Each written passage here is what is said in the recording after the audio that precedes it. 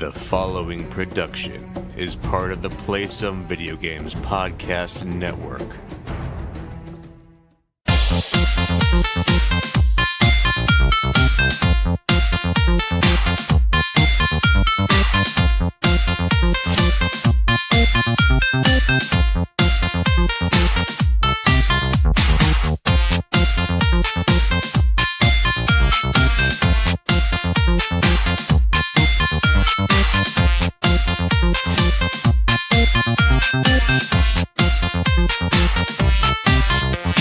Ladies and gentlemen, boys and girls, children of all ages, PSVG Podcast Network proudly presents to you the podcast champions of the world! Me, and the Loborican, and the man with all the bad bits himself. Welcome to this week's PSVG, the flagship show of the PSVG Podcast Network, and a proud member of the Make Us Better community. Speaking of which, we should really take a quick time out and thank all those amazing supporters we have out there, including, but not limited to, our platinum executive producer, Mr. Corey Hicks over at twitch.tv/chicks_18. It's not what it sounds like. It's okay to go there, kids. Mr. Mark Moody over there with his amazing Out of Lives podcast on youtube.com/outoflives. Our gold executive producers, Mike BC and Panache Malloy. Thank you.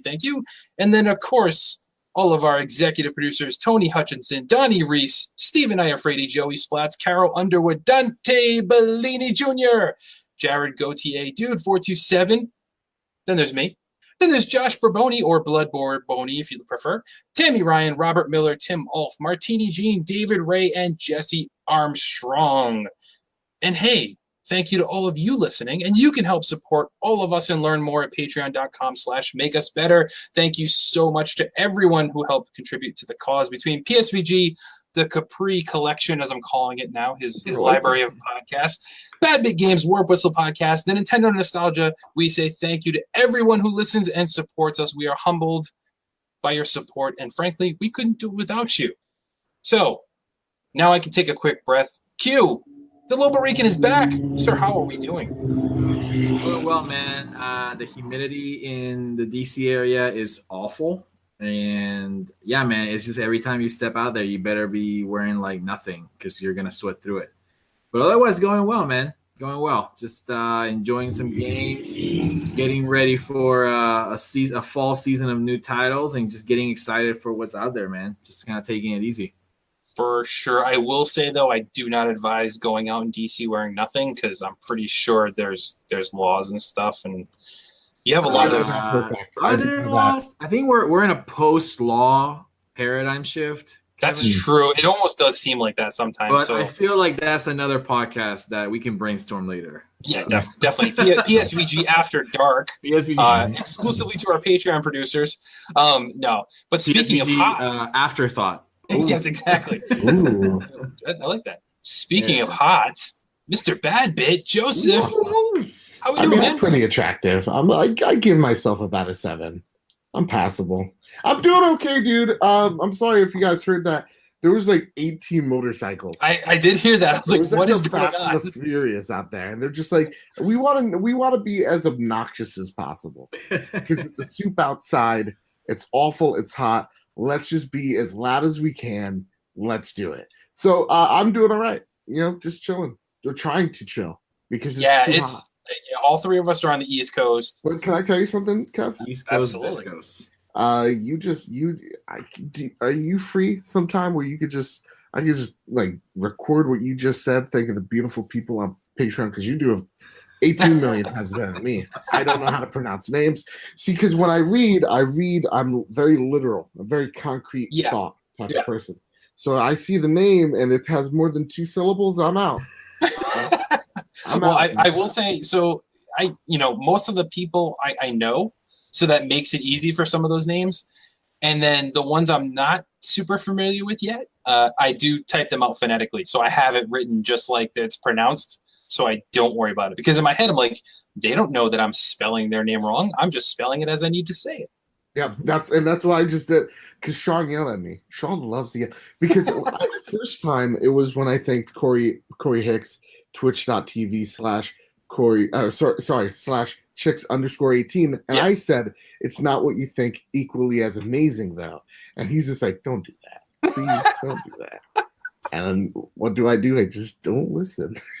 It's okay. It makes it much more entertaining. I mean, you have to we're reading a list of people that support us, so you got to do something to spice it up a little bit, right? It's not just you're not gonna read a phone book, because essentially that's what you're doing if you're not, right? You're just reading a list of names. That's why I'm like, Josh, it sounds close enough to Bloodborne. You know, Robbie Bobby Miller himself. Like, there are people that you got to give that little oomph to, or else, you're just like, here's a list of names. You know, it gets boring. You got to spice it up. Spice the life, man. For sure. So, yeah, we're all on the East Coast. It is super hot, so forgive us if you hear any fans. Mine is as far away from the room as I can put it, but still have a power source, so I'm getting some relief, I guess you could say. I'm sitting here sipping on my homemade cold brew coffee, so, trying to stay chill. But, guys, let's do what we're here to do, and that's talk about video games. So let's start off talking about what we've been playing. Q, why don't you go first? But I will note you didn't do your trademark entry, which I think the fans demanded. I think the fans demanded. You want to be entertained? I want to see it. Well, I mean, it's pretty loud. I'll say this. I've been told that it's pretty loud, so just kind of watch out for that. Because tonight the Wolves come out, and when the Wolves come out, the Puerto Ricans come out, and when those two groups hang out, the LOBORICAN comes out. I can do that up to Puerto Rican, so I was allowed. Oh, because you're allowed. You're Puerto Rican too? I am. I'm Puerto Rican. What? Yeah, dude. Yeah. Man, forget video games. Let's talk about Puerto Rican stuff, man. All right. I'm not my Puerto Rican, grandma's though. Spanish rice. Podcast hijack, you know? That's all I know about Puerto Rico is my grandma's rice. Hey, man, that's all you need. That's true. Food is all you need, man, to be Puerto Rican. You got the right food. Yep. All I'm sorry. We got some white guy in here who's going to talk about beef stroganoff. Let's talk about games. What have you been playing? About games, I guess. I just got done streaming like 45 minutes of Master Chief Collection. Ooh. After watching Kevin play some last night, Halo 1. Well, he couldn't find that right ramp to access the. Yeah, we'll get to that. We'll get to that shortly. Yeah. I was chatting on a 30-second delay on Twitch, trying to get him. It's like, no, look to the right, scan the right wall. And by the time I get the message, I'm somewhere else, and I'm like looking to the right, like there's nothing over there. What are you talking about? Oh, that was funny, but I'm glad you found it. I was actually streaming some matchmaking, because that was, for me, that was the biggest downer to the MCC. When it came out, it was just the matchmaking was broken, and it was just really heartbreaking too. I wasn't even angry. I was just heartbroken about that, because it just sucks. You hate seeing so much potential just wash down the drain. But I did 4 or 5 matches just now before the podcast, and all of them match made in less than 30 seconds, which is like light speed ahead of Rainbow Six Siege or Overwatch. So yeah, for sure. I don't know if that's because there's so many people on it right now that it's just killing it, or I don't know, but I hope that this resurgence and this patch really kind of brings by that community, because it can be a lot of fun. You know, there's a lot of potential there behind the Master Chief Collection. Outside of that, I finally finished Assassin's Creed Origins. I literally looked up how many hours I have logged through that game. It's like 70 hours, and I decided to just. No, I was getting tired. I just went straight for the main storyline, the main missions. And I was like, I cannot stop playing this game until I actually beat it. So I beat it. I completed the main storyline, and then I put it away. I uninstalled it. I'm like, I can't put 10 more hours into this. It's just too much. I think I still have like a third of the map left undiscovered. So there's just so much in that game. There's just so much. And obviously this, people know I'm a Rainbow Six Siege ranked player. I take a lot of pride in my rank. I was for like 2 weeks top 1% in the rankings, but I had a rough night, and it's like dropped to 2%. Dropped to 2%. Right. Anyway, so it's been that. Actually today I made when I was having like a slow moment at work, I made a list of the games that I'm excited to play in the next few months. So sometimes I just gotta write a list of things, just to get it out of your head. Yeah, just get and not even that, just plan. It's an attack plan. Yes, it's like let me get this out of my head so I can focus on other stuff. And I was like, all right, just made a list. It's like cool. I'm excited for these things. Let's move on. So yeah, that's where I'm at. I'm hoping to do some more Master Chief. Hopefully, maybe Donnie will be bold enough to join me in the battlefield. Donnie's all talk. He's all talk. Well, right now he's all cough because he's all wheezy. He's all wheezy. I did ask him because he took a nap, and I said, "Hey, last minute, we haven't started yet, and you want to jump in?" He's like, "Nah." He's like, "If I breathe," he's like, "I just start a coughing fit. That would be terrible." I'm like, "Yeah, don't come then. That's fine." So I'll go next because you're talking about Halo. So yes, I did start the Halo Master Chief Collection. I've been streaming it over on Twitch.tv/PSVG. I decided I'm abandoning trying to do my own channel because we have the PSVG one anyway, so might as well just put the content there. So when you see PSVG goes live, most likely it's either Q, myself, or Donnie streaming on that directly. Everybody else kind of uses their own, so I'm just trying to simplify it. But yeah, I never played the Halo stories. I've played the multiplayer with friends and stuff in the past, in the olden days, but I never really dug into the game. So I was like, well, with the hype around Master Chief Collection hitting Game Pass, now is the time to do it. It's getting the upgrade. Let me jump into it. And I will say, and we talked about it a lot in the Discord, so I don't want to get too much into it. Keep in mind, and Donnie took this the wrong way entirely when I first started talking about it, I am not knocking Halo's importance in the game sphere. I'm not knocking its influence on the industry. My comments were simply the controls in that game have not aged well, and I don't even understand how during that time period it made sense. Because the first thing you brought up... I'm just going to put it real. I just hope Bill Gates takes a dump on your grave. Holy shit. Well, I hope he does it because I hope I outlive Bill Gates because he's that old already. So Bill Gates is just sitting in his mansion in Seattle, overlooking this little podcast. He's like, "Yes, add another one to the list." Okay, so can I make a comment on this? I didn't want to say it on the Discord because I was too tired to explain it. So I'm one of those Halo historians. I'm way too geeky about the franchise. Sure. I know too much about it. I'm listening to the latest audiobook. That's good. That's good. Yeah. The reason why the Suman is the stick and not the trigger, and I know you mentioned left stick, I get it, but still, was because they wanted grenades to be a primary mode of combat instead of just an afterthought. So I spent 20 minutes today on my stream just trying to get stick kills, just sticking people with plasmas and walking away from them. Right. And that the left trigger is a much quicker grenade release than hitting B or for sure. And this was before the bumpers, the Halo Xbox One didn't. Okay, that's what I was going to ask you. Okay, that makes more sense now. That makes more sense. That's what I was going to tell you is because back in the day they had the black button and white button. Mm-hmm. And so that's why it was a lot to them during the time. Whoever's idea was it to make a controller the size of whatever Duke. Dude, I bought the new release Duke. That's awesome. That's awesome. Overpriced, but that's awesome. It's a fanboy item. Yeah. Yeah. No, absolutely. And yeah, so you have to think about it back then. Yeah. Is they were still figuring this out. Yeah. Right, it was still uncharted waters for having two-stick first-person shooter, and Halo was the first one that got it right. But there's degrees to the rightness. Sure, yeah. I mean, the bumper thing itself explains so much, and had anybody actually said that, the argument probably would have stopped a lot sooner. Be like, oh, okay, I understand that. But Donnie's whole thing was we used to use the C buttons on the N64 to move, and I'm like, oh no, that was me. Isn't this fun? They suck. They're the most useless. No, they did, but that's all we had. So it made sense. Okay, we have one joystick that moves the camera, the other moves the that was okay. To me, I'm like, this doesn't make sense. Why would you click this? Because even the N64, the trigger was to zoom. So that made sense. But I totally get it now. So I will just say I'm figuring out the controls. It's not easy for somebody who had never played them. Huh? But did you figure out how to switch? I'm only on the third or fourth mission, I think. So okay. Do you figure out how to switch between classic and anniversary view? Because we were yeah, I didn't know. So Donnie said that today too. So well, that's the thing. The game doesn't tell you. You just go into the game. It's okay, pick which game you want to play, and it does quick start or mission select. So I'm like, all right, well, quick start. I'm just going to play. And it never at any point said hey, if you want to switch this, do this. So I'm like, I just started playing. So I will do that.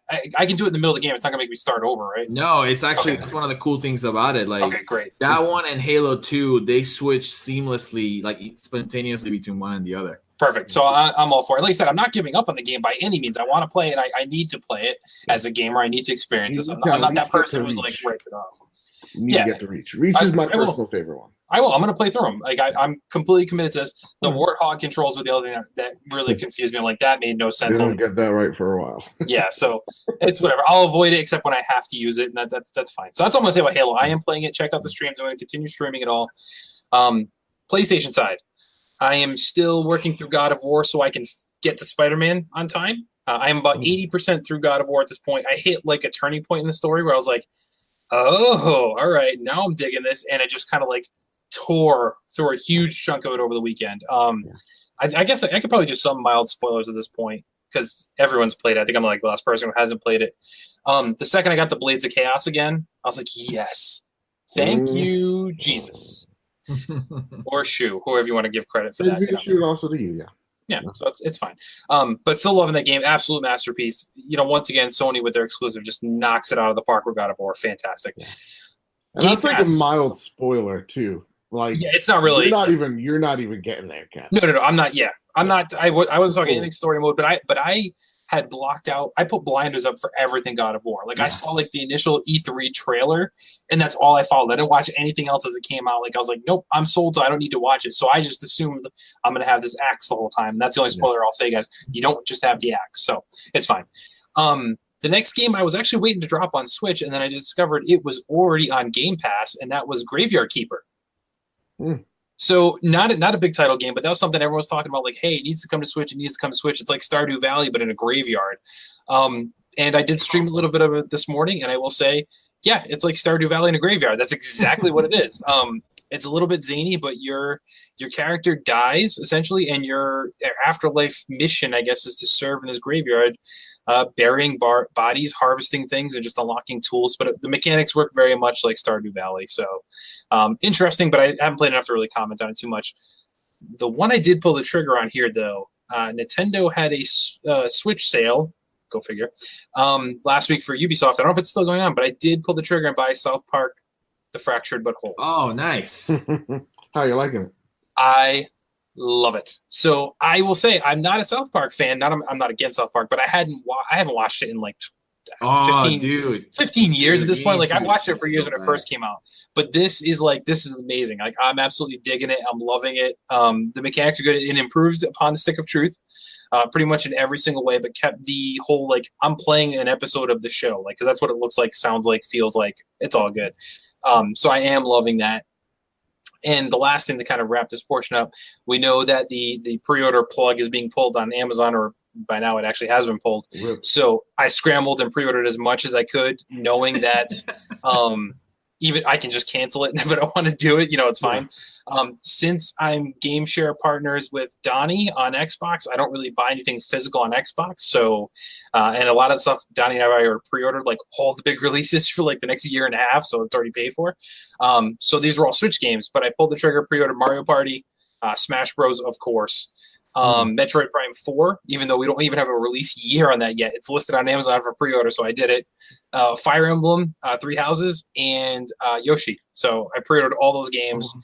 I intend on buying all those games, but I just had to pull the trigger so I can save that like $13 per game with the Amazon Prime discount. So just stacking them up. I already have too many games that I can't even keep up with as it is, but got to keep adding to it. And at the discount, I figure I'll play them before they drop in retail value, because Nintendo first-party games, those never go on sale. So you're paying $60. You might get away with $50, but yeah, not the price I'm buying for them. So, Mr. Badbit, what have you been playing, sir? Man, I haven't been playing much. I'll be honest. I could talk about again, just like I talked about on the trophy room. I could talk about the duo back-to-back victory royales that I got the other day. Nice. But it's easy. They just come to me now. I don't even have to try. They just come to me. And it gets boring when you're on top of the mountain. Is that because nobody plays on PlayStation because of crossplay? No, actually, dude. Me and my friend Ducey are just going to town.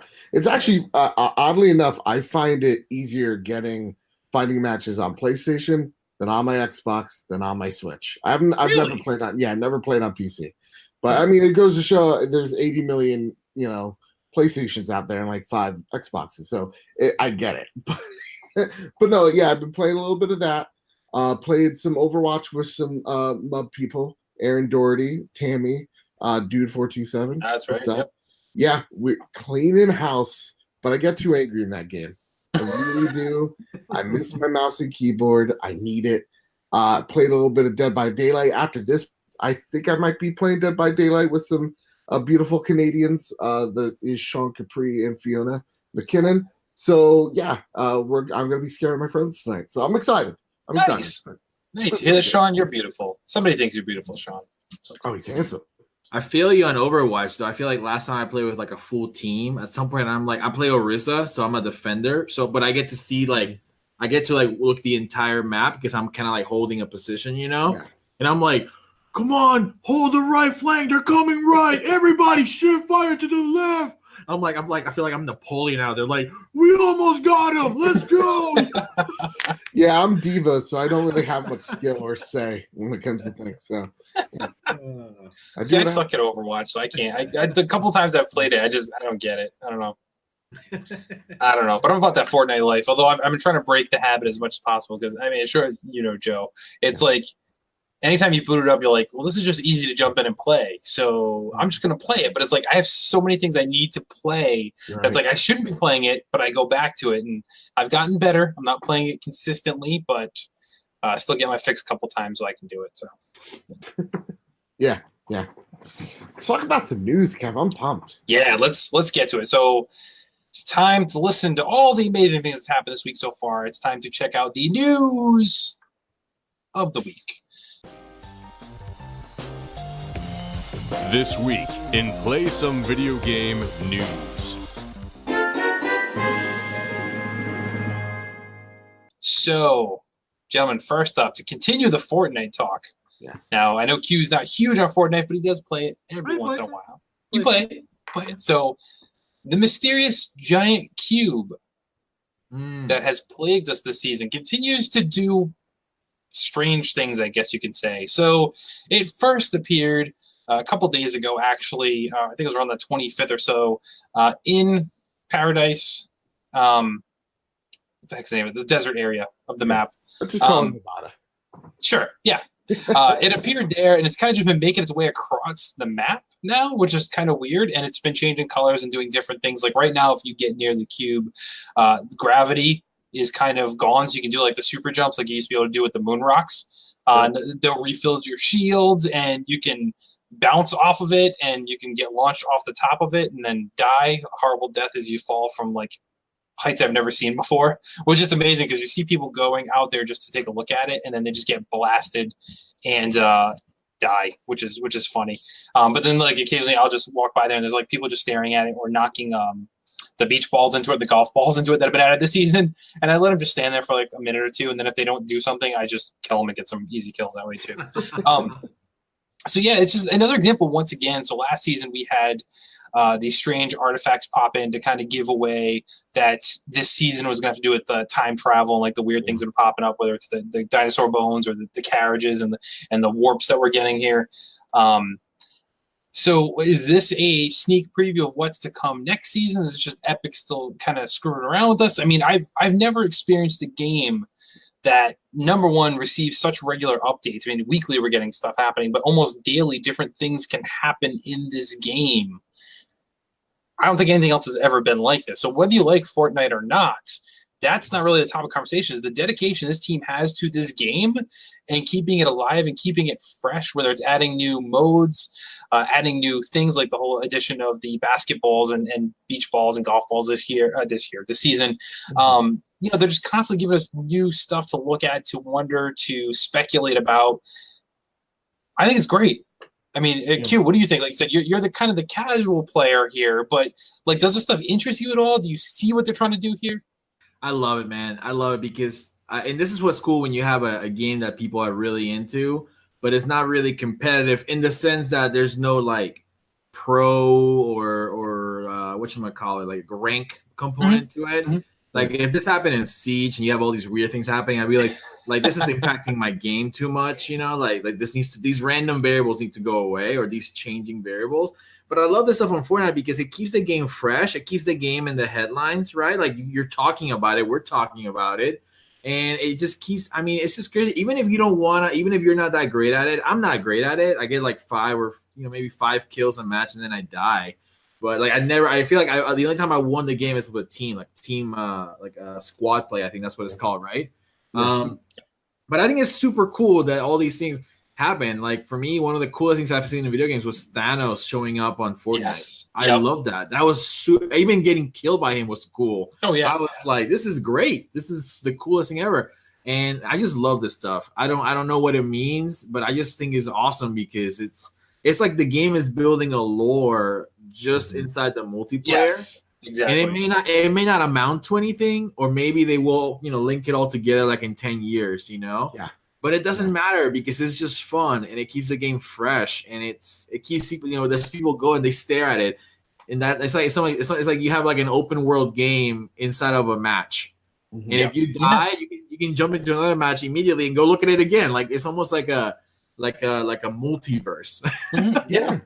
Yeah, it's cool. Yeah, that's basically all I have to say. I mean, you guys know more about it, but I think it's super cool. It makes me like want to go and play, and that's cool. Like I'm a casual Fortnite player, but these kind of things it just made me want to go and check it out and put in a few hours in. It's really cool.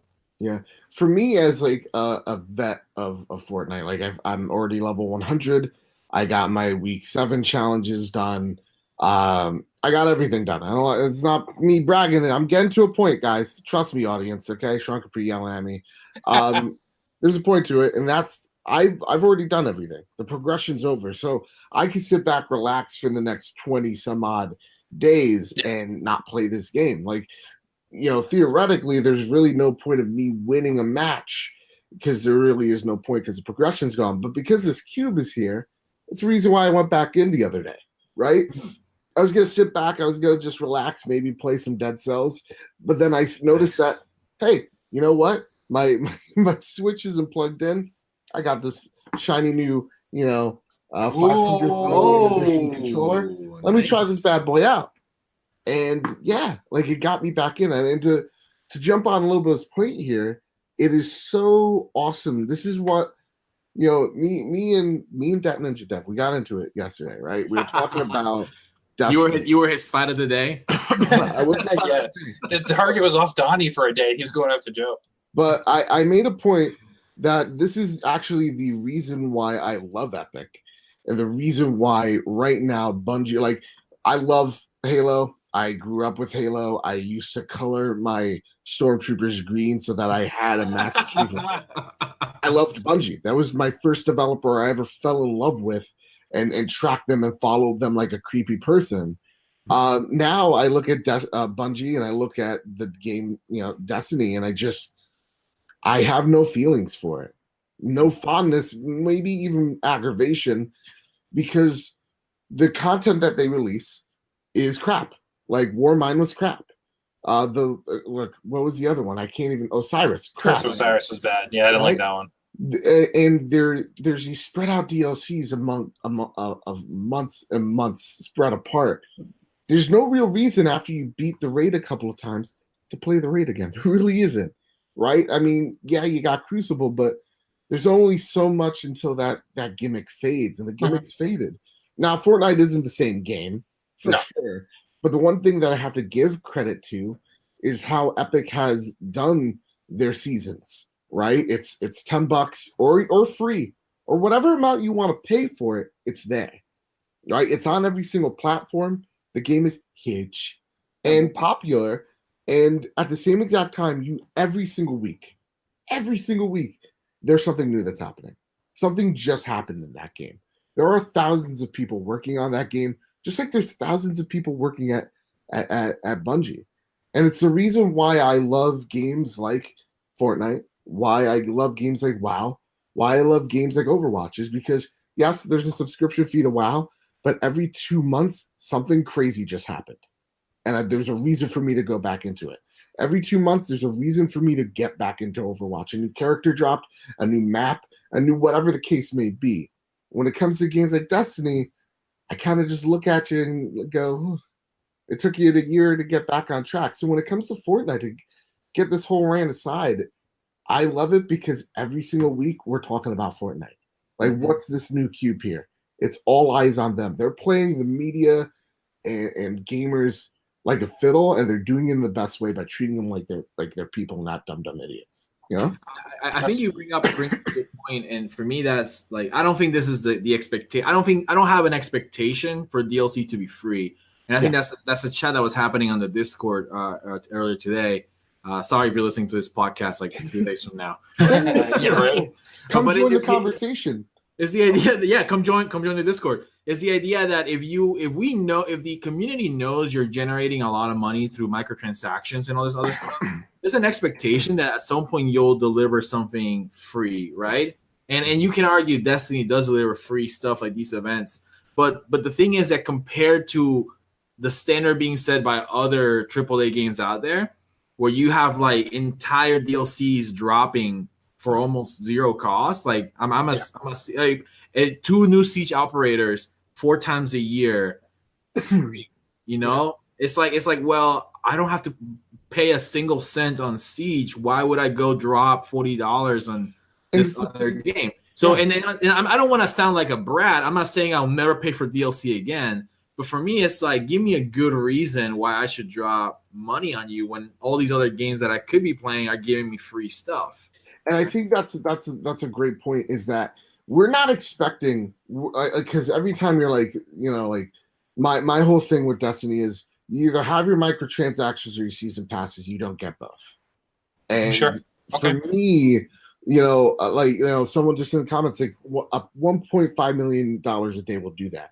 Well, guess what? Activision, EA, what is it? Ubisoft. They make billions of dollars off of microtransactions. Billions with a B. That's true. We saw it even with Star Wars, and everyone hated that. Yeah. Yet they were spending money on it. So still spending money on it. So these companies, it's not just Fortnite making bank. Everybody's making bank. And it's not about free content. It's about fair content. So if you feel like, personally, you feel like, hey, these microtransactions, these season passes, I'm getting my money's worth, then go for it, pay that money. But for me, it's about me being treated fairly. I don't feel like I've been treated fairly with Destiny. But when I look at Fortnite and I look at the new skin that just dropped, I look at it, go, free, how many hundreds of hours have I put in this game? Right. Sure, why not? Yeah, and exactly. I feel like I'm being treated fairly. Even though their skins are overpriced, I pay it because, hey, it's free. But in actuality, I probably spent, not probably have, hundreds of dollars on this game. Yeah, that's what they do. These weekly challenges, like you said, the free content they're doing too, it gets people, so you can drop in at any point in a Fortnite match. And you have people out there just to get the victory royale. You have people out there who are just trying to open, 3 chests in this area of the map for that challenge, or they're trying to just kill you with handguns because that's the challenge that they have this week going on. Like, everybody has different agendas when they drop into that map on Fortnite. Not everyone is out there just to get as many kills or just to get the final kill, which really is all that matters. Like, sometimes you can just camp somewhere and not fire off a shot, except for the last one. That's the one that matters, to some people. But everyone has their own agenda, and it's all coming through free, which is what's amazing there too. But and just that the fact they give back to the community by just making it fresh, doing different things all the time. But let's move on from there. Yeah. Bring the tone down just a little bit, and I feel we need to address what happened with Madden this past week. Mm-hmm. So we all know, I'm not going to get into the story. We know that there was a shooting. So EA has officially canceled the 3 remaining Madden Classic qualifier events in wake of the Jacksonville shooting as the company reevaluates its safety protocol around its live events. EA CEO Andrew Wilson made an announcement, a statement released earlier today, actually, as we're recording it on EA's website. While these qualifying events are operated independently by partners, not through EA directly, we work with them to ensure competitive integrity and to gather feedback from players. We've made a decision to cancel our 3 remaining Madden Classic qualifier events while we run a comprehensive review of safety protocols for competitors and for spectators. We will work with our partners and our internal teams to establish a constant level of security at all of our competitive gaming events. So this is brought up. different things, because obviously gaming events, esports has gotten bigger than it ever has been. There's events going on, across the country and around the world, let's be honest. Even PAX West offered a statement today that it's increasing its security measures at PAX West. So it means PAX South, PAX East, they'll all just follow suit at that point to kind of reaffirm gamers' safety there. So, yeah, EA is just fully dedicated. So they're working with the victims, unfortunately, of the two gamers that lost their lives, Elijah Clayton and Taylor Robinson, the two that were killed. Multiple other people were injured in the shooting, obviously, but they're working with their families to try and make sure something like this never happens again, getting their input, what could have been done differently to stop something like this happening here. So in a world where us gamers and press and media for gaming give EA a ton of crap, this is absolutely the right response here. And I applaud them for saying, like, hey, we're not going to take advantage of Madden's release, football season, and continue with this in an effort to make more sales, et cetera, et cetera. They're taking a step back, saying we need to take this serious. There needs to be things done. It's a sad state. So this happened over last weekend. So we had already recorded the PSVG that launched last Monday when this had already happened. And I almost paused to make a statement about it, but I said, let's wait and see what happens and make a statement about it on the show. And I will say, as a father of three, one entering high school as of today, this world is not the same as the one I grew up in. When I was a kid, you knew what neighborhoods not to go in. You knew what streets not to walk down. You knew where not to be after sun. Things happen anywhere and everywhere nowadays. And that's a scary thought for everybody. So whenever somebody makes the right move and say, hey, we're going to reevaluate a way to try and make things as safe as possible. Can anything be truly safe? No, probably not in this world. But to take it serious enough to say, hey, we're going to pull the plug on this to make every effort to find a way to make this as safe as possible. I applaud EA for this move here and for the gaming community as a whole. And I hope everybody follows through. Like I said, PAX is doing it. I hope everybody takes a look at this, from people running the esports, the Call of Duty events, the, Injustice fighting events, Street Fighter events, all stuff. They need to all follow suit here and take the initiative and make a statement here about this. So that's kind of all I have to say. And I know it's not really news to comment on, but you guys' thoughts. Joe, why don't you start this time?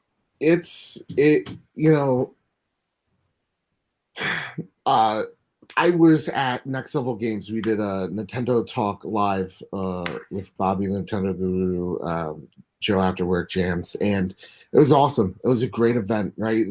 They had so many other smaller stores and vendors there, and it was just a place where gamers, we're here together. We're celebrating the thing we all love, which is video games. The thing, this thing happening, it's Sunday. My mom's just like, there was a shooting, and she's just like, and she just takes a step back. I think it's the parent mentality, and she's like, that could have been you. Like, be careful, and that's something to think of, because the first thing I thought of was, why Madden? And then I took a step outside. I'm like, why ever? Why a school? Why a movie theater? Why ever?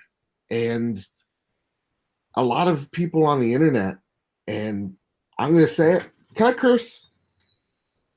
Kev, am I allowed to? You can do a PG-13 curse. Okay. These pieces of crap out here that go, this isn't about gaming. Why are you bringing politics in it? This is not about video games. You're trying to make something political out of blah blah blah. I said this on the trophy room, and my favorite superhero is Spider-Man. So the first thing I thought of why do this is a quote from Civil War, and it's Peter going to Tony and saying, when you can do the things I can but you don't, then the bad things happen. That's because of you. Well, we have like a podium, whether you're speaking to 5 people, 10 people, 10,000 people, 10 million people, you have a responsibility, you have a power, you have a voice, you can make a positive change. Whether you want that responsibility or not, you have it. And so that's why it's important to talk about these things. It's important to talk about mental health. It's important to inform people on mental health. It's important to inform people on gun safety. It's important to inform people on gun laws. It's important, if you are a Second Amendment, person out there, don't go, they're here to take my guns. inform people of how your firearms work and what safety precautions there are in place.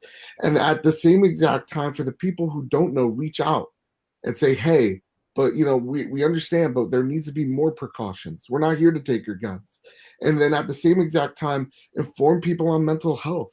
If you don't feel right, if you're sad, if you feel depressed, reach out to a family member, friend, or a professional.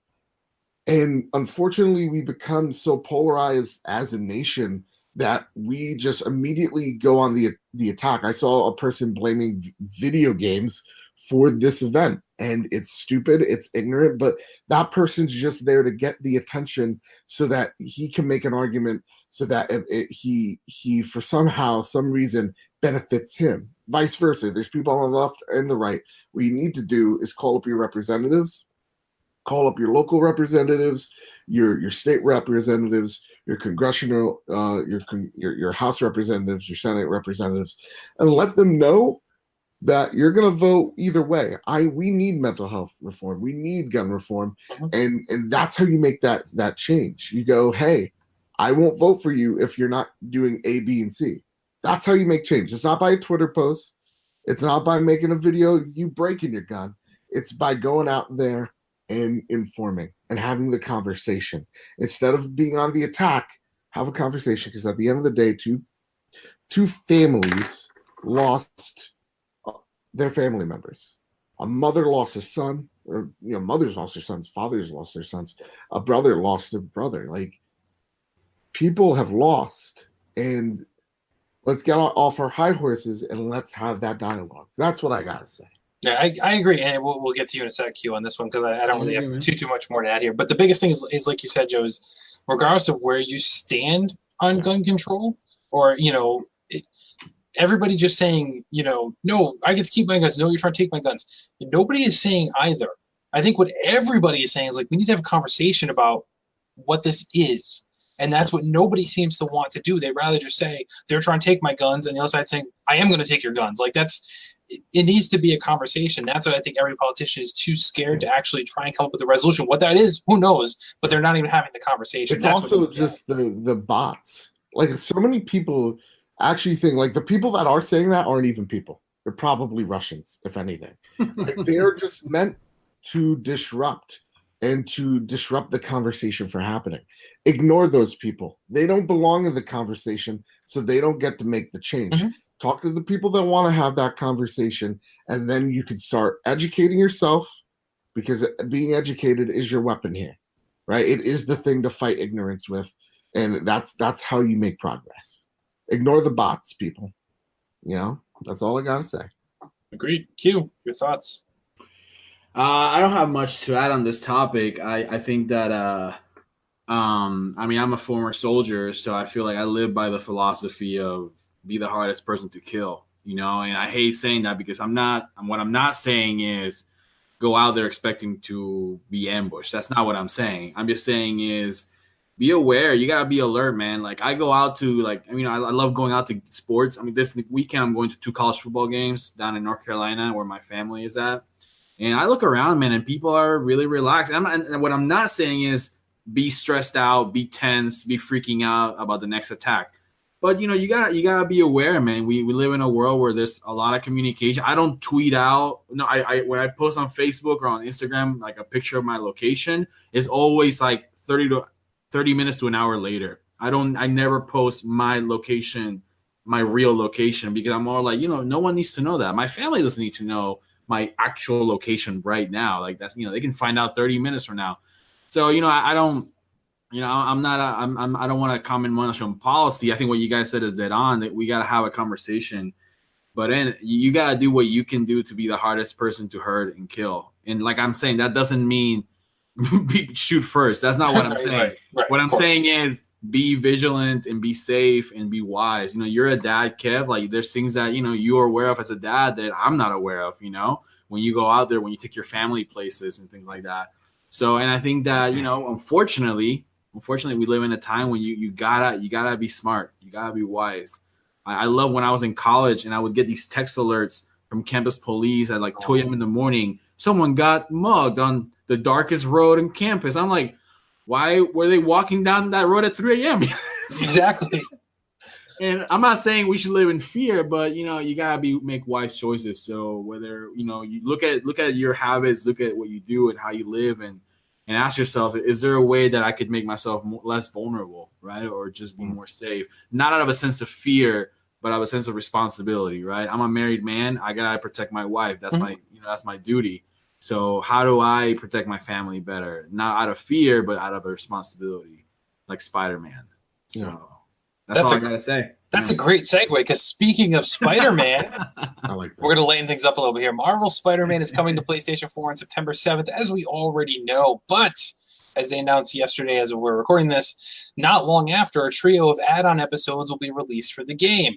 Spider-Man's episodic DLC, The City That Never Sleeps, will be released in 3 parts. The first chapter, The Heist, will be released on October 23rd. It will introduce players to Spider-Man love interest, Felicia Hardy, also known as Black Cat for those of you, which brings up an interesting point, because what happens, we know MJ's in the game. Ooh. Anyway, the heist will add new missions and challenges, a new enemy faction, and 3 additional Spidey suits, which is awesome because we love just seeing all these as they're getting unveiled. The heist will be followed by Turf Wars in November and Silver Lining in December. They didn't give any details on those, but just based on the name Silver Lining and the fact we know Silver Sable is supposed to show up in the game, then that kind of makes sense where that's going, I think. The DLC will cost you $24.99 for the season pass. You can purchase the individual chapters for $10 each if you want to, or you can just get the deluxe digital edition of the game for $80 and get the whole Spidey shebang there. So exciting news. I'm glad they're going to continue to support it, because I like it when I'm getting a game, as long as the game is complete and a whole game and the DLC is extra. Like Far Cry is a great example of what has done it well in my mind this year, where I got the complete package and the DLC just adds more to it. It's extending the life of that game. I will say the one thing that concerns me is the game comes out September 7th, and a month and a half later we're getting DLC already. So that mildly concerns me about how long the Spider-Man game actually is. But I think I'm going to enjoy it anyway, either way. So, Q, your thoughts first, because I'm not sure where you stand on Sony's Spider-Man game, but does this interest you or excite you at all about the Spider-Man? For a split second this week, I was considering getting a PS4, and don't tell that anybody. I won't. Nobody listens to the show anyway, so it's okay. You should. No, I'm excited for this game. I honestly, I'll be honest, I gotta confess, and I know this is your game, Kev, so I gotta confess to you here. When this game was announced at E3, or the first time we saw it, I was like, it's okay. Sure. Because my experience of Marvel superhero games is not like they have not been great. It's not like the great arcade classics. It's more like the crappy movie tie-ins. Exactly. That are just awful. And I think we got a lot of those. There was a time when we got tons of those. They were just bad, Oh yeah. The Hulk games, the Thor games, they were terrible. So and this. I mean, there was a Superman game that people really liked, but there were a lot of superhero games that were just not good.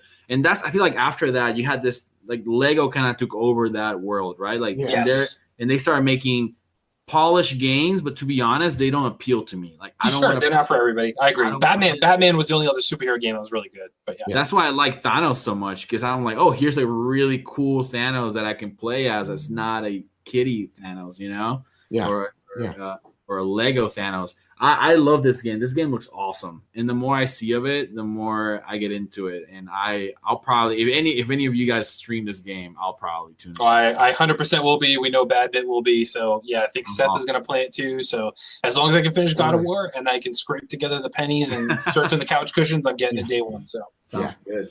I'm pumped, man. I'm super excited. Spider-Man, like I said earlier, favorite superhero. He's even dropped by the trophy room on occasions.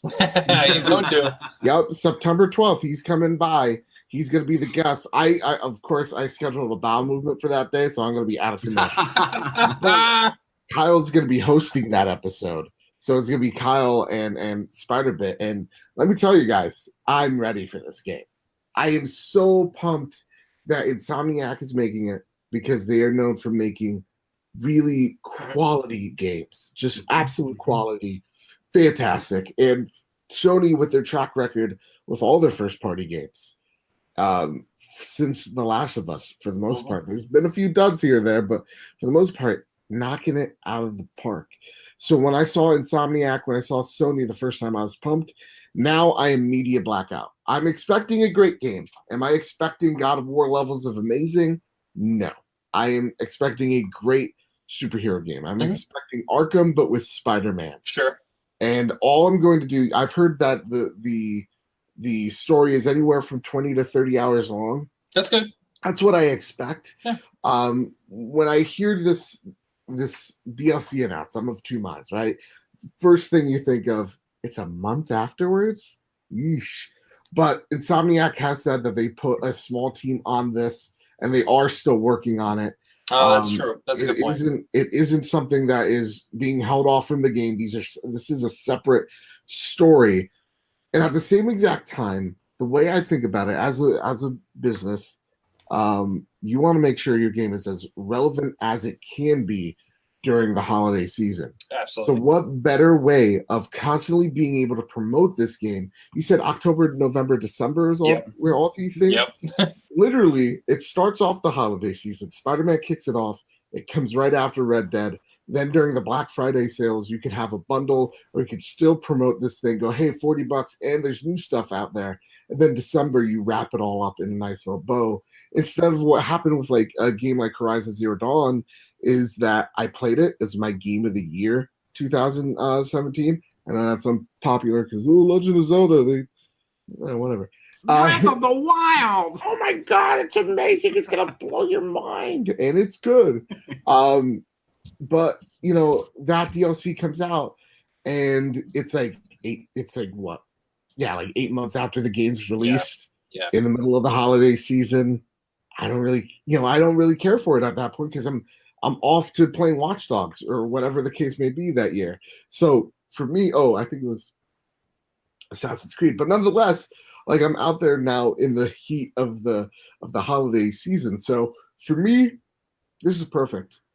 I don't mind it whatsoever, and it gets me playing Spider-Man for several more months than I would have normally been. So That's true. And all the kids that get it on Christmas get to unwrap it, and it's like, hey, you'll be playing it for months because you'll have the game and all this DLC to come afterwards. So nope, you're right. It's just all about staying in the spotlight for as long as possible. So moving on, we've got our announcements out there for Games with Gold and PlayStation Plus. So we're going to get into those and kind of announce those. I will say after a couple great months from Xbox, this one is not so great, but it's okay because it happens, and not every month can be a blockbuster. But they announced the September's Games with Gold titles include Prison Architect and Live Lock for the Xbox One. Developed by Introversion Software, Prison Architect lets players design, build, and manage a prison. Live Lock from Perfect World Entertainment is a cooperative top-down shooter. Xbox 360 owners will get access to LEGO Star Wars 3, The Clone Wars, and Sega Vintage Collection Monster World for free as part of Games with Gold in September. Of course, those will also be available to Xbox One since of that sweet, sweet backwards compatibility. So not a whole lot here that excites me. I mean, the LEGO games are always fun, but like you say, there's so many of them now, and so many Star Wars ones, they really don't feel different. So I think the only thing on here I'm even remotely interested in, I will say, is Prison Architect, because I almost bought it on Switch when they did that Indie Direct last week. So I was like, oh, I think I'm going to do it. I'm like, oh, now I don't need to. I'm getting it for, air quotes, free with Games with Gold. So I'm excited for that. And like I said, you can't have a blockbuster month every single month, so I'm okay with this. And it still gives me at least one thing that I will definitely play. So, Q, your thoughts? Yeah, definitely a weaker month. I mean, we got was it For Honor last month? Yep, I mean, and Forza Horizon 2. Yep. Yeah, I mean it's kind of hard to beat last month, to be honest. Those are like two huge AAA games, and games that actually I wanted to play For Honor. I mean, I was so close to buying For Honor in the last like 2 months because it was sales. Yeah, the sales have been really low. Yeah, the sales have been great. I'm like, I don't know, and the only reason why I haven't bought it is because I just don't have the time to play it. So I'm like, no, you know what? It's gonna be cheaper later. I'm not gonna buy it right now. I'm not even gonna play it right now. But then it came out on Gold, and I'm like, great, perfect. You know, Prison Architect is one of those games that keeps ruining my Switch library. There's all these Switch games that I want, that I see them on the Nintendo eShop, and I'm like, oh, this looks like a cool game. And then I realize it's already out on Xbox and PS4, and it's like 50% off. You know? Yeah. It's like I can go through 4 or 5 games that I would have bought them on Switch, except for that they were the price difference on the Xbox, like Overcooked. I was gonna buy that on the Switch, and then I realized it was like way cheaper on the Xbox. And I'm like, yeah, I can't say no to saving $15-$20. Exactly. Yep. No, I agree 100%. So I mean, like Prison Architect, I was gonna get that on something else, but now I'm gonna get on the Xbox. So why bother? It's a slow month, but hopefully, I'll get a few hours worth of Prison Architect. That should be good. There you go. Exactly. Some of these games are just like, it appealed to me on Switch, and I knew it was out on the other consoles too, but it appealed to me on Switch because, like, well, the portability factor. And this is the type of game that would be really probably a better experience portable. Yeah. But in the back of my head, I'm like, but is it worth $30? Right. Nope. I'm going to download it for free. Right. Exactly. Yeah. On the flip side, then, so to get into Mr. Babbitt's wheelhouse, PlayStation Plus also announced their games, and well, they kind of stole the spotlight for this month, I think. I don't think really anybody can argue with it. PlayStation 4 is getting Destiny 2, the base game, for free, which a lot of people in the Discord were talking, people were hype at first going, wow, and then some people were like, well, it's always on sale, really cheap now. Either way, it's still really cool to get to experience this for free. And then the other one is God of War 3 Remaster, which I've already played that, not the remaster, but I played it on PS3. I will definitely go back and revisit this later on for sure. PlayStation 3, that are also cross-buy on PS4, getting Another World 20th Anniversary Edition, which I remember playing that game back in the day. So I'll probably check that out again. Cube Director's Cut. And then also the Vita games are cross-buy on PS4, so you also get Sparkle 2 in Foul Play. So realistically, you're getting 6 PS4 games. There's actually a 7th one if you have PSVR as well. So there's just a whole bunch of things coming this way here. So, Joe, your thoughts on the PlayStation Plus selections? So you just said it. 6 games, technically 7 because one's PlayStation VR. You go, why so many games, Sony? And it's because of the last topic we talked about. This is going to be a lot of people's first PlayStation. And so they're checking off all the boxes. You go, well, you know what? If I buy Spider-Man, I heard Destiny's pretty good. They got a lot of free stuff there. Oh, let me buy this, month of Plus. I'll be able to play this game, see how I like it. And then with, indie games as well. We have a few there. And then if you're one of the strange people, like I'm looking to sell my PSVR, don't do it, it's a mistake. If you bought the PSVR, you went full bore, you have yourself an entry point. So there's an entry point into everything. And it's all because of Spider-Man. It's going to be pushing units.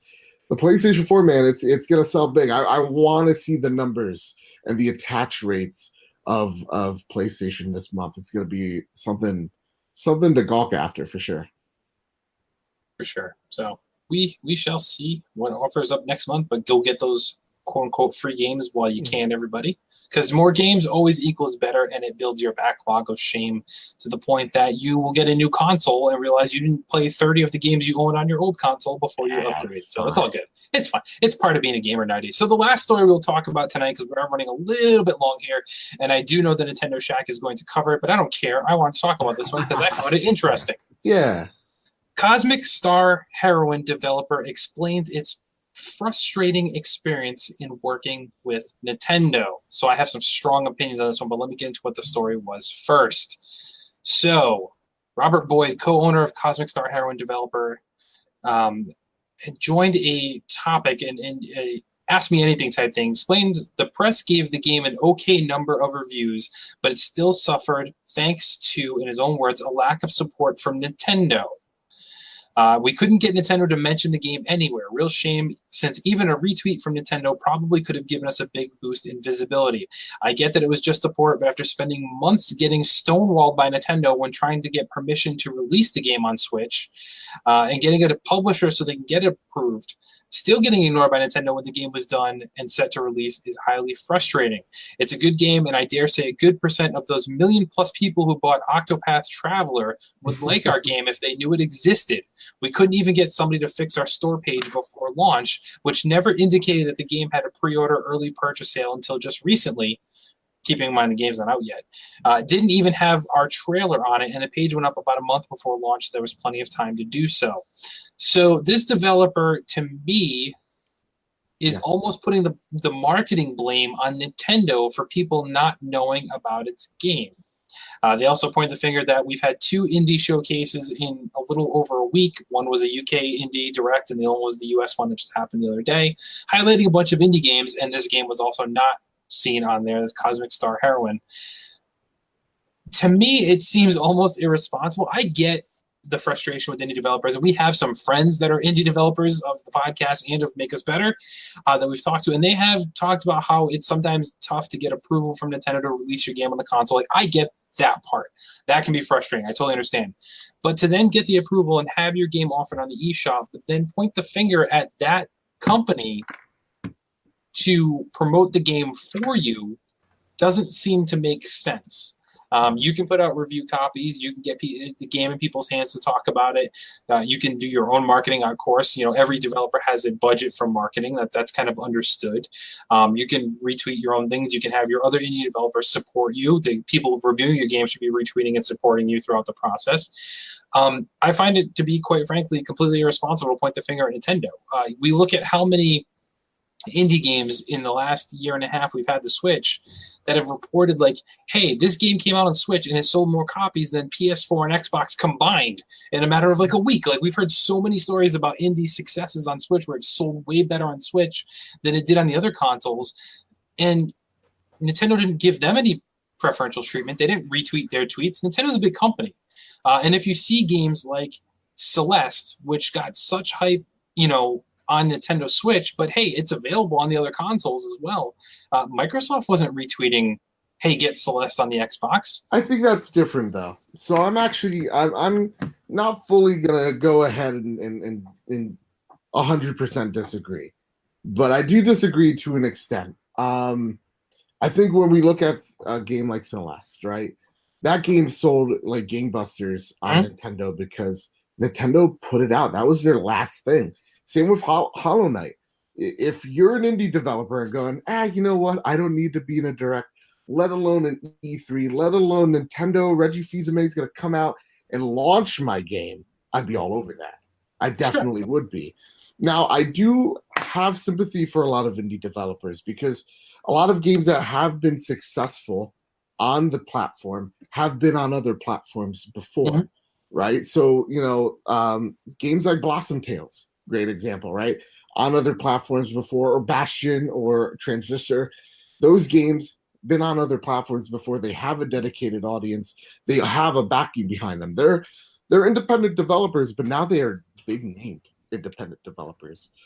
When it comes to, a game like Donut County that just came out on the PlayStation 4, they have a publisher.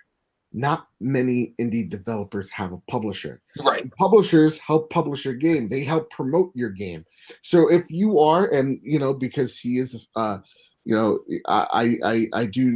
have talked to Jules on several occasions. So if you are, a 2E Games, you don't have a publisher. You have a handful of people working for you. You don't necessarily have a PR team or a PR agency working to push your game. Usually it's just you, and you have to use your wits and your connections to push that game out.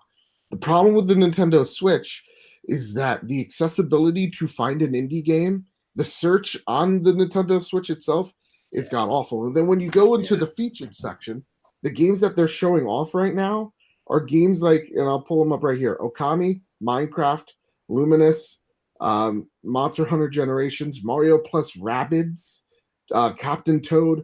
It's a lot of Fallout Shelter, Hyrule Warriors. It's a lot of their stuff and third-party publishers that they've partnered with. Right. There is no indie spotlight. And to a lot of these indie devs, this is their livelihood. This is not just their livelihood, but their team's livelihoods. So but where is that focus though on any other console? But Sony search engine is still horrible. Microsoft, same thing. They don't do an indie spotlight either. So why? They do the summer. Yeah, summer spotlight, and they've barely covered like their summer spotlight when Castle Crashers came out. That was a big deal. Their new iterations of that. It's trash. As Bobby would say, it's hot trash in the summer. But they're not promoting things. And they've even mentioned like their pitfalls when it comes to at least Microsoft comes out and like, we have this program, the what is it, ID at Xbox, ID right? Xbox, yeah. That we help you, sign up with us and we'll help promote and push your games. And it's not just saying like, oh, you're going to be on E3. You're going to be on this direct. You're going to be Shuhei Yoshida is going to, praise you from the Suns. It's much more, hey, we're going to put you on the marketplace. Because I remember through Xbox 360 when they gave details, be on the marketplace for a day is $100,000 to have the biggest charm up there, the biggest spotlight. Right. It's a lot of money. It's a shit ton of money. So when you're Nintendo, I think there's a lot of pressure on Nintendo because so many indies are flooding the Switch. Because there is a similar problem to PlayStation. And I think we've already seen PlayStation begin to answer it. Not as well. There are people complaining about PlayStation. Yeah. They're definitely. We just finally changed the search menu. Indies are complaining because there's more and more of them every day. You do not want to end up being Steam. Look at Steam. It's a pile of shit. Exactly. Right? And that's the thing is like if they're getting 20 to 30 indie titles being released on any console, to expect the owner of the console, Microsoft, Sony, or Nintendo, to highlight your specific game is complete lunacy. Like they're not gonna do it. And these games that stand out, games that stand out will eventually find its place. Like you never hear, and I hate to even say this because I haven't played this game and I don't know too much about it, but it's like you don't hear the good games complaining about it because they find their audience. Celeste found its audience. Hollow Knight found its audience. Like, yes, it did share a trailer thing, but it's the same thing as ID at Xbox. It's the same thing in Sony's sizzle reel. And it doesn't necessarily equate to guaranteed sales. There's plenty of stuff I saw in the Nintendo Direct from both the UK and the US. There's maybe like 1 or 2 games out of both of those that I'm even remotely interested in. So it doesn't equate to instant like, hey, I'm going to do this. And I just think for the indie developers to point the finger at these guys is kind of like, okay, I sell my widget on Amazon. If Amazon doesn't promote my widget, Amazon's a bunch of jerks. No, they got too much going on. They can't worry about just my question to you is then what do they do? They have to do exactly what you said, the grassroots marketing. They need to push their thing. But it doesn't work sometimes. Like, look at Chicken Little, right? Like, They have to give us free games at PSVG. No. And we will talk about them in our podcast. That's the thing, though. It's you're working with, first off, it's a weird position because Nintendo comes at it at strength. They're letting you on your platform. Yep. And that should just be good enough, but it isn't. It isn't because you still need to make a living. So again, there are problems with the PlayStation Store. There are problems with the Xbox Store. You don't, and everybody says it, you don't want to be Steam. So how do you do that? You have to limit the amount of games that come on your platform and just say, hey, you don't make the cut. It's not by offering 30, 20, 40, 50 indie games every single week. You don't flood the marketplace.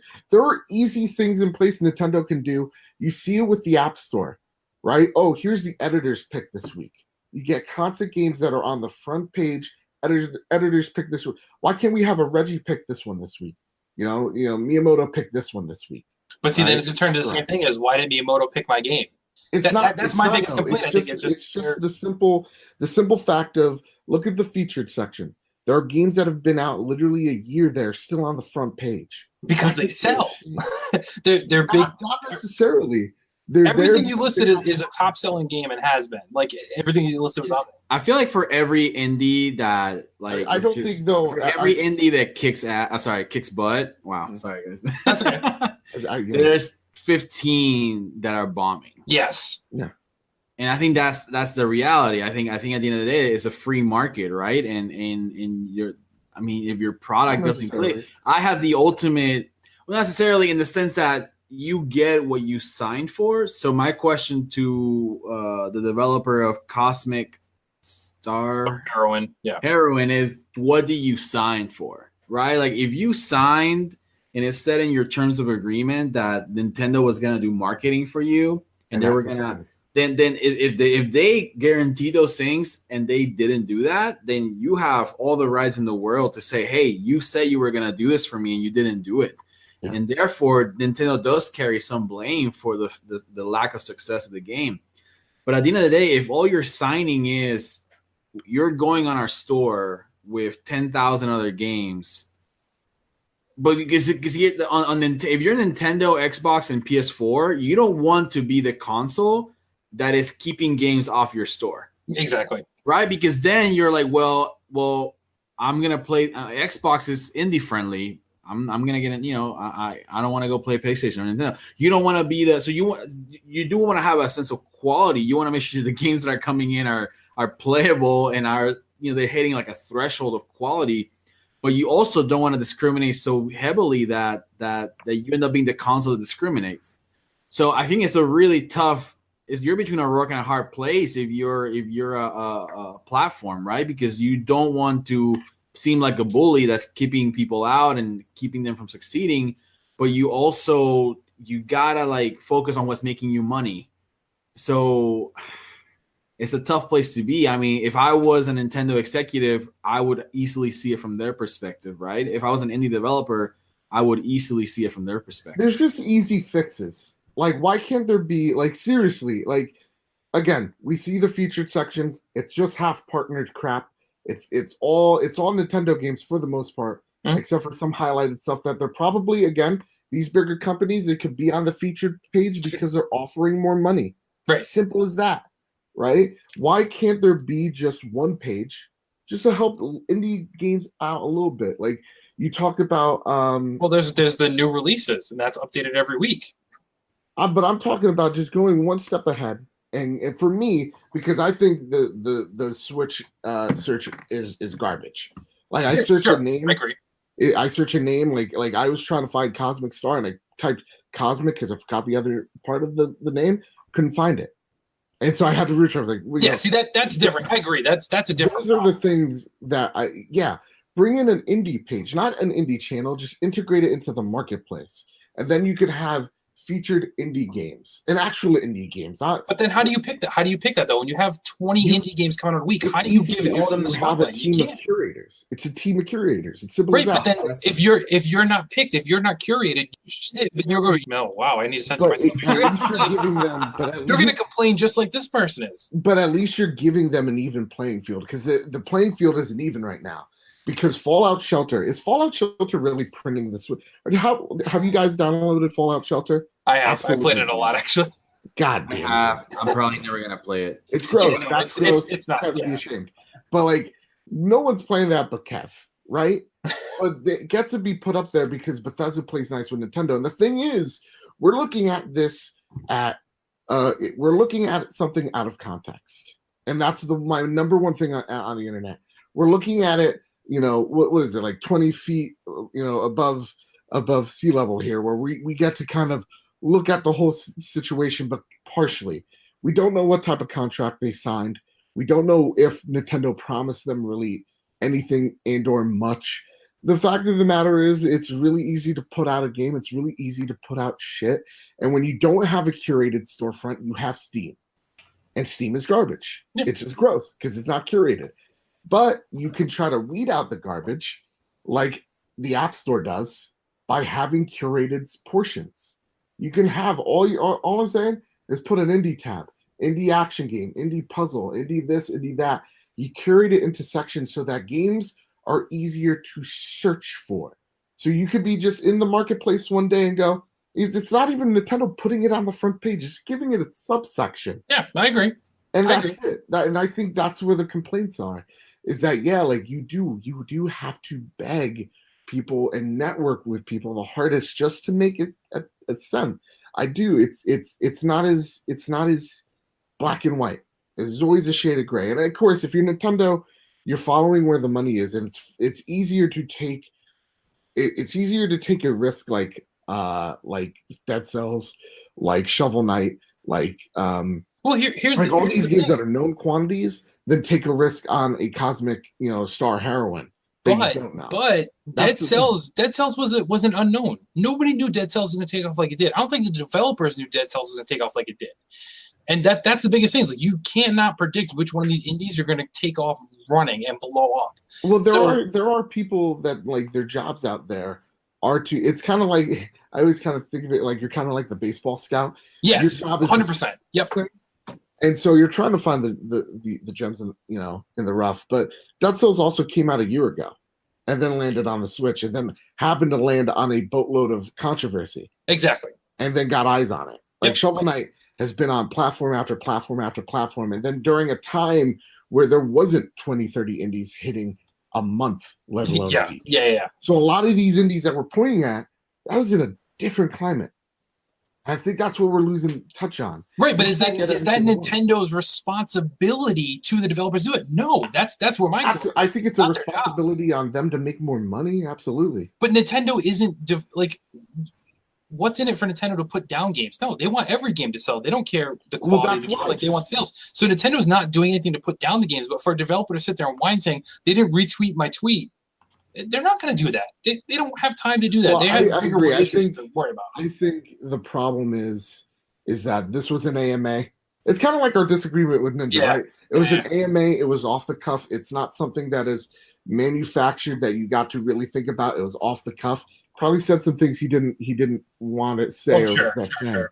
But all we're saying, and we're even agreeing to it, is just make an indie section. Give it subsection so it's easy to search. It helps Nintendo because they make more money, and it helps the indies because they make more money. It's not so much why isn't Nintendo showing me off at E3? It's, dude, the search sucks. That's what when I hear indie developers complain, it's search sucks. This blows. You know, Fair like I hear it more times than I like to. That's all I'm saying. I think just I don't mean to drag this out any longer, and I totally dig the idea of like helping indies kind of succeed. Yeah. I also say it as a consumer that likes things marketed to me. I don't want to go into the store and see crap that I don't care about. And that makes me sound like a total jerk, and I get it. I understand that. But to be honest, at the end of the day, what I like about I don't know, Microsoft, Xbox, Nintendo doing whatever they feel is best for me as a consumer and for them as a company is that they are putting out images, ads, banners, content that they feel fits my style better. I don't know how much, meta data goes into that, whether they're watching what I like. But at the end of the day, it's like I don't want to go see crappy indie games that I don't want to play, and that's another side is they want me to have a pleasurable experience in the market in their store. And that means that what they know that I want to see Halo, Siege, Gears, and shooter stuff. They know that's what I want to see, so they're gonna put that stuff for me up there, So that for me that's the counter argument. Not to drag this out, but it's I get it. It's tough to balance helping indies rise, but also at the end of the day, you gotta show what sells, right? Colgate and Crest and whatever the best selling toothpaste are always gonna be at eye level, right? Because they are the ones that are that sell, But that's the thing about indies. It's kind of like when you go to the PlayStation store, it's sectioned off, right? Like you see PlayStation VR games. Right. And then you see what type of experience you want from your VR game. That's all really indies are saying. Yeah. That's what I'm hearing for the most part. Is give us a good search. Because all it takes is one Joe after work to walk in going, well, what's this random game? I'm going to stream it, fall in love with it. And then those people who are watching them fall in love with it, they buy it, they stream it, they show it to their friends, they tell people to buy it. And that's how games blow up. It's not just by magical tweet, but it's by visibility. Dead Cells got popular because of the hype that was around it because of a controversy. Right. Games that are able to be streamable, that helps. So that's what I'm saying. At the end of the day, it just takes one person looking at something to change everything. Okay. Everyone to their corners. Okay. I'm back. I think we can all agree that it's not just a Nintendo problem, and everyone should be doing something like this, do an indie page, do something like that. I agree with that philosophy there. So we'll end it on that because we've gone way too long. So let's wrap the show up. Before we go, though, we'd like to remind everyone where they can find us, connect with us, and find out what we're up to. So, Q, why don't you go first, sir? What am I doing? Pimp your stuff, sir. Pimp your you're plugging your stuff. I have nothing to plug in, man. Like yes, you do. You stream with the boss man. I'm off the Twitter, man. I don't look at that junk anymore. I today on the Discord, I was getting someone posted something about Remedy games, and I was like, well, keep me updated because I'm not gonna go look at that. That's right. Tag me when they post something because I'm not gonna track it. I'm all about social gaming. If you're on Xbox, add me, Loborican. I am very happy to jump in a party and chat with you. If you just want to chat, even if we're not playing the same game, let's just hang out, man. I'm all about hanging out. Or if you want to play the games that I play, feel free to shoot me an invite. I'm very, very open to making friends. I have a lot of friendships that I've made on Xbox, and that's why I have like 150 friends on Xbox. And you're streaming what, Gears of War with Donnie? Is that what you guys are playing? Yeah, man. Well, when he recovers from dying, yeah. I don't think you can recover from that. I think it's Hey, Bobby did it, didn't he? Bobby died and came back. So well, I mean, that was through the power of witchcraft via the Whistle podcast, but yeah, Donnie and I are technically streaming on Tuesday nights at Gears 4. Just kind of, I think the idea is to do more Gears, but then today he was like, "Oh, I want to stream Halo also." I'm like, well, which one is it? Which one do you want? Donnie has gaming ADD. You got to get with that. But yeah, I'm trying to Steam primarily through PSVG. I have my own account, but I mostly watch through it. I don't stream through it. So yeah, PSVG. Just come watch, come chat. And I always try to chat on Twitch too. So if you ever see me streaming, feel free to curse me out or something. There you go. So the Mr. Baddest of Bits, where can people find you and what you're up to, good sir? Well, you can find me at Bad Bit Games on YouTube. You can follow me on PS Trophy Room on Twitter. You can follow me at Mr. Badbit on Twitter. You can watch the Trophy Room, a PlayStation podcast made by the players for the players, every single Wednesday on iTunes, Google Play, wherever there's an RSS feed, SoundCloud, even YouTube. And right now we're doing a Spider-Man giveaway. If you want to win a chance at getting that Spider-Man, please follow the PS Trophy Room on Twitter, like, share, retweet, or write and rate us on iTunes. Send us a picture of that. Or then on top of that, the latest episode of the Trophy Room, put it down in the comment section. I have a secret question in the middle of the show. Make sure you're watching. You type down your answer, and wham, bam, thank you, ma'am. You're entered to enroll that way. Like, share, subscribe on YouTube as well. And yeah, that's all I got. Insane. Yeah, we have a lot of giveaways going on. So you're giving away Spider-Man. Coach Mo and Dev are trying to figure out how to give it away, but they have a copy of Destiny 2 with all of the DLC to give away. Right. They're giving away a SNES Classic. And then Bored with Video Games is also doing a giveaway. So listen to their not most recent episode, the episode before that, which I'm sure they plugged it again, though. They listed their top 10 games for this holiday season, and they're trying to predict the Metacritic scores. The listener with the closest to the accurate ones will get to pick one game from that list of 10, and they will give it to you for free, just for the price of one email to them over on that. So check that out. PSVG OT is giving away those two, and then Board with VG is giving away a game, and then of course, as you said, Spider-Man giveaway over there on the Trophy Room. So hit up all things PSVG over at the website psvg.blog. Click on the Discord link at the top, and you can connect with all of us crazy individuals who spend our entire day when we probably should be working and becoming, contributing citizens to the United States of America, but instead we're arguing about Destiny and Halo and zooming by clicking a thumbstick and no stuff like that. And all that. Yeah, it's all good. Check out, as Q said, all the streams we do over at twitch.tv/PSVG. And then last but certainly not least, I thank you again to all of our Patreon supporters. Head over to patreon.com/makeusbetter. Lend us even just $1 helps continue our mission for podcast excellence and execution and perfection that we all aim to please for. And we have, as a community, some new things to announce coming very, very soon, including some new tiers and new rewards that you will not want to miss. I promise you on that. So patreon.com/makeusbetter. But more importantly, everybody, on top of all the stuff we just talked about, all the giveaways, all the Patreons, all the websites, we ask as always that you never stop gaming.